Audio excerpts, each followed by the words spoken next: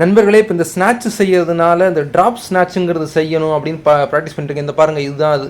வெறும் குச்சியை வச்சு இதில் ஒரு 4-5 செட்டு போட்டேன். வீடியோ ஒன்று தான் எடுத்தேன். வீடியோ ஒன்று தான் இருக்குதுல.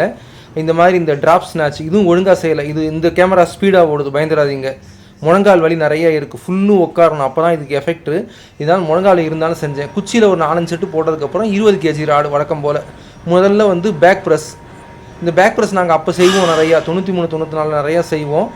அதுக்கப்புறம் அதை நிறுத்திட்டேன். இப்போ இந்த ஸ்நாட்ச் செய்கிறனால திரும்ப செய்கிறேன். பேக் ப்ரெஸ் முடிச்சுட்டு அதே ட்ராப் ஸ்நாட்ச் 20 kg ராடை வச்சு இன்றைக்கி 30ல் இந்த ஒர்க் அவுட் செஞ்ச அன்றைக்கி 30ல் 35 போகணும்னு நினச்சே முடியலை.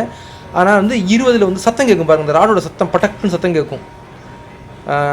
அது எனக்கு ரொம்ப பிடிச்சிருந்தது. இந்த ட்ராப் ஸ்நாட்ச் முழுக்க உட்காரணும், உண்மை அதுதான்.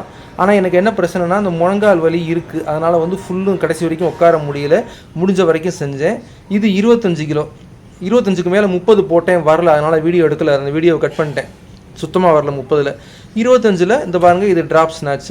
இது ஒழுங்காக செஞ்சால் அது கொஞ்சம் ஸ்நாட்ச் ஈஸியாக வரும் அப்படிங்கிறதுக்காக முயற்சி பண்ணிக்கிட்டு இருக்கேன். 30ல் 35 இந்த மாதம் இதுக்குள்ளே அடிக்கணும்னு. நன்றி.